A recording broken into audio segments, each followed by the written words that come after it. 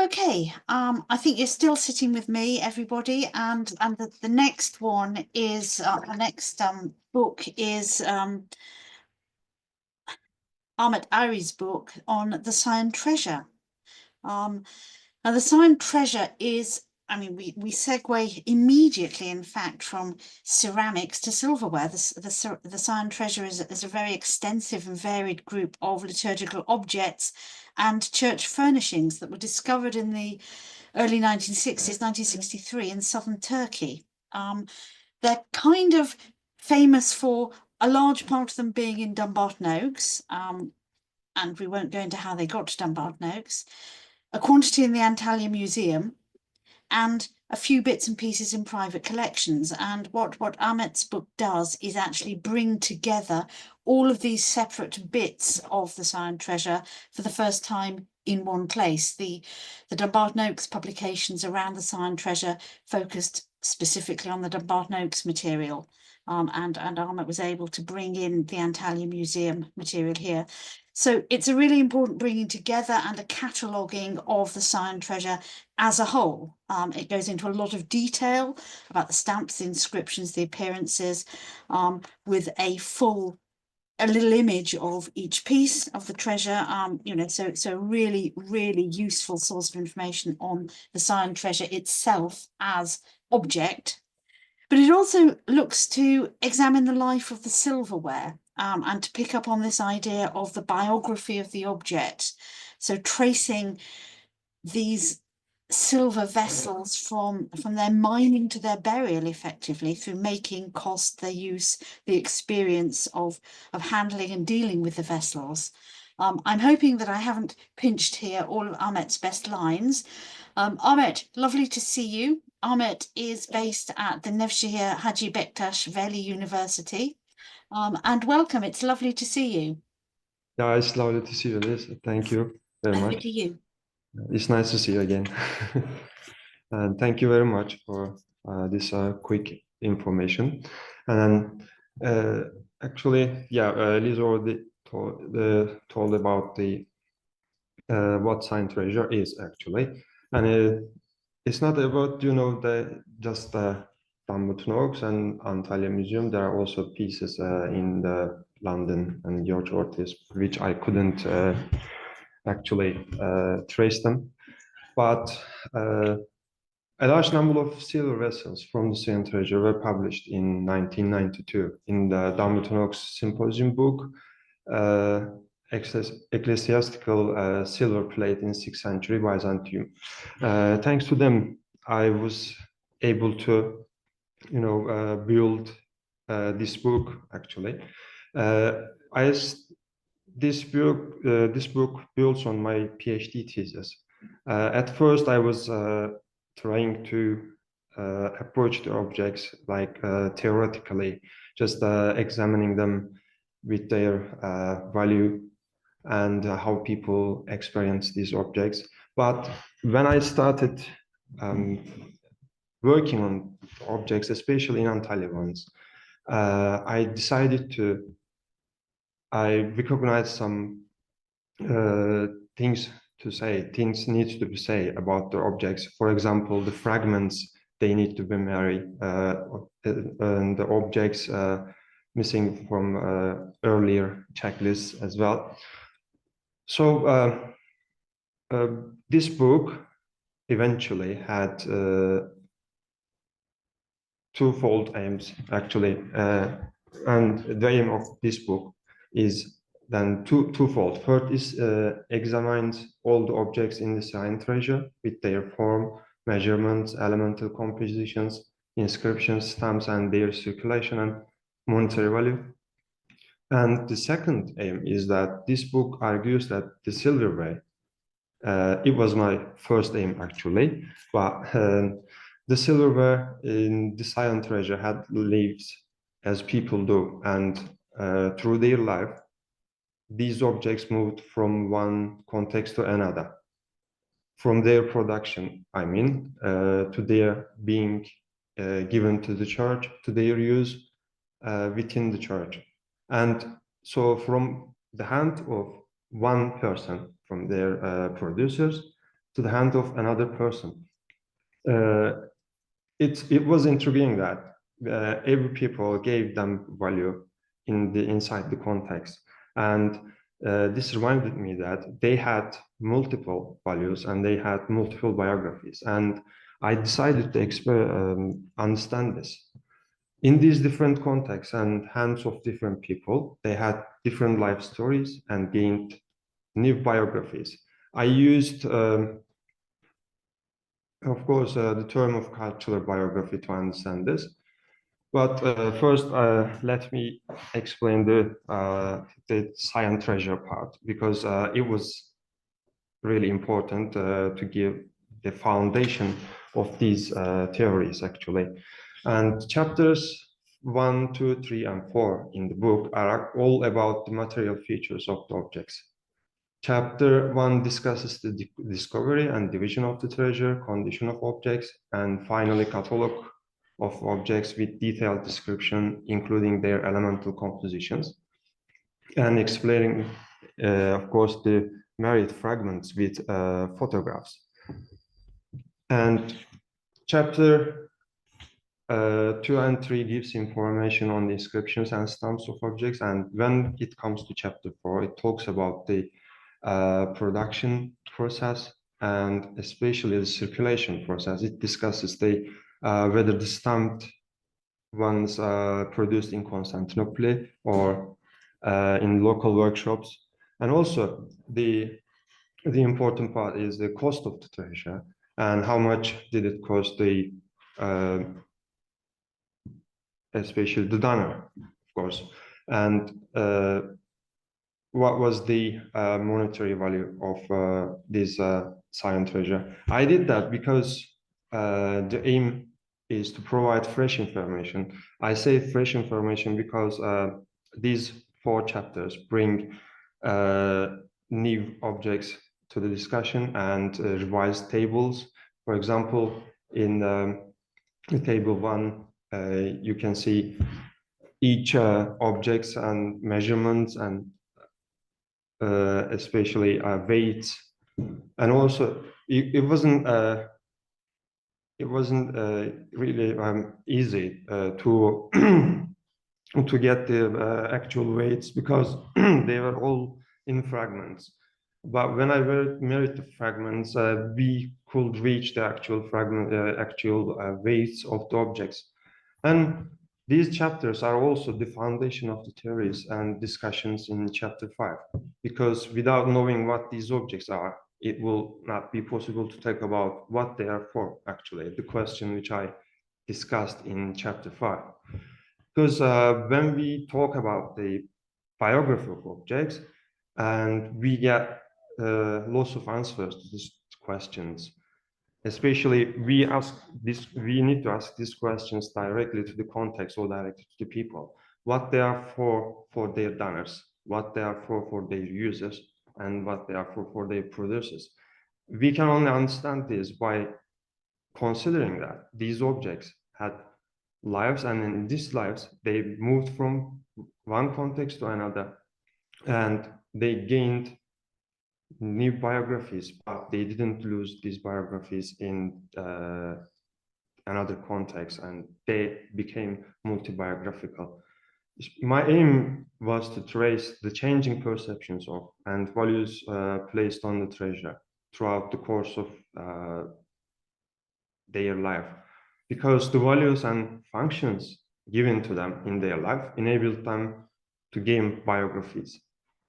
Of course, Arjun Appadurai or Igor Kopitov talk about the cultural biographies and life of objects, but my aim was to bring all together the theories and reach the conclusion that we can understand the biography of objects by combining the material culture, theories, agency, of course, cognition, human agency, which I mean like the intention of people or the people who put these objects in the context, and materiality of objects, material culture of objects, and the their functionality, which put them inside these contexts, actually.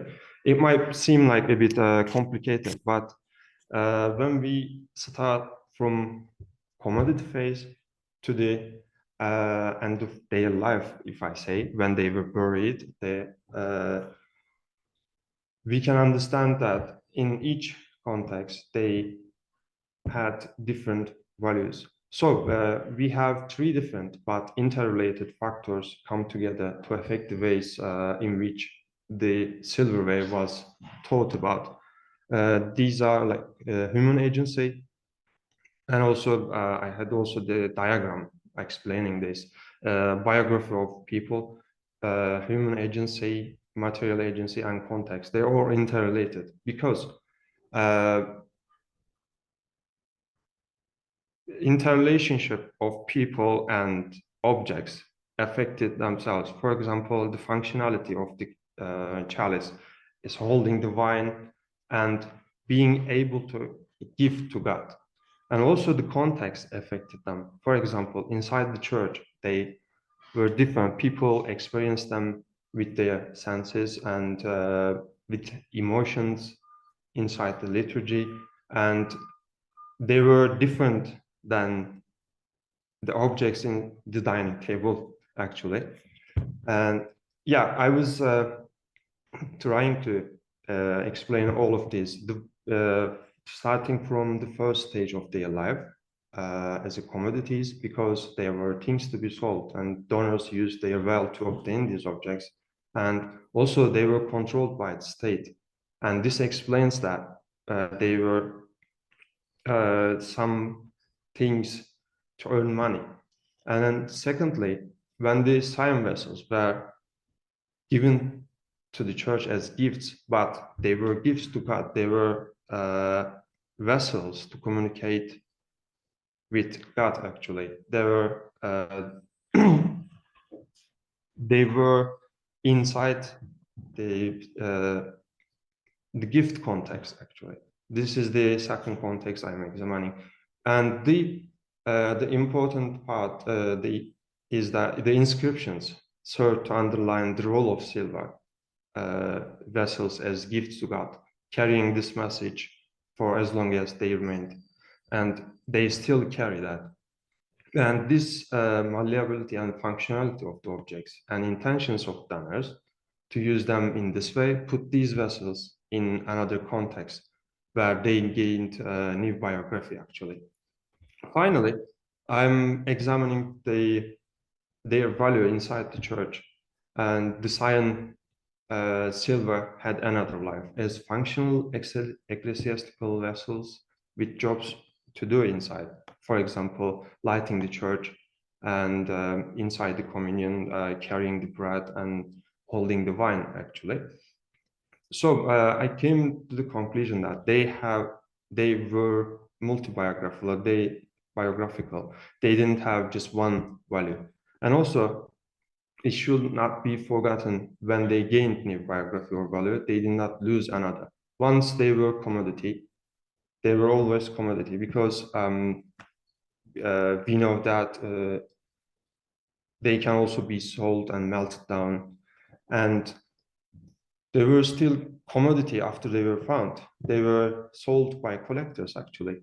And all of these discussions and theories is to answer the question, actually, I said at in the beginning of my presentation, what are these objects really for? But by this question, by discussing this question with these theories and approaches, we can see that it has multiple answers. At first, Ahmed, I'm okay. just going to interrupt because I think Okay, that's been a brilliant summary of the book. Yeah. But I just want to make sure there's time for questions. Okay. And I'm slightly worried that we're going to overrun and was time for questions. just finished. So thank you. That was really great, because I think it's a really fascinating book, and I think the way you bring these different things together is really important. It really made me think about the different things that go on when suddenly you might be holding a silver vessel, all the things that have gone around it. So Are there questions? I'm just throwing this open more widely, having rudely cut in and cut Ahmed off, to see if people have got questions. I have got one for you, and it's one that I've wanted to ask you for ages, which is, what do you think possibly what do you think was really good about bringing the two bits of the treasure together, the Antalya bits and the Dumbarton Oaks? What did we learn by putting them together? Actually, we learned. Actually, I had a presentation actually here, but I didn't know how to share it. Oh, well, don't worry. Bringing them together actually enable us to, to give the exact number of the objects from the treasure, and it also leads us to discuss like how many objects there were in the one treasure in the one monastery, for example, and we can talk about that. And also, it also gives the opportunity to see the objects as a whole, examine them as a whole, and to tell them this object is this. For example, bringing them together helped me to find another object, for example, candlestick. It has pieces in Dumbarton Oaks and Antalya, but they couldn't figure out which object that was. And I came to the conclusion that it was candlestick actually. And also, it wasn't just about the bringing Dumbarton Oaks and Antalya pieces together. It was about the bringing together pieces in Antalya. And I recognized that there was a standing lamp. The base of a standing lamp was somewhere else and considered as a cup. And the top of the standing lamp was somewhere else and considered as chalice, actually. It was when I actually compared this with the Dumbarton Oaks objects, and this is also help of combining the treasure together, because you can see the whole picture and understand what object is what object are they. So I came to the conclusion that it was the standing lamp actually. So while comparing them, it was because the base of a standing lamp in Antalya was similar to the ones in Dumbarton Oaks, and the top of it was also similar to them. So comparing them was really helpful. Thank you. That's yeah, and I can see that in the book as well. That sort of pushing of the things together is really important. And I also like the fact that you were coming up with sort of figures for how much everything weighed, so that we had a sense of how much silver was actually involved in it. I like those really boring factual details. So thank you. It couldn't be done without examining all of the objects in the treasure actually. And yeah. I also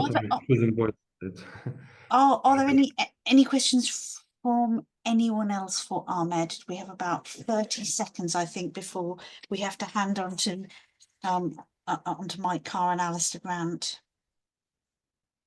Okay, I'm taking that as a no. Ahmed, thank you. That was really, really brilliant.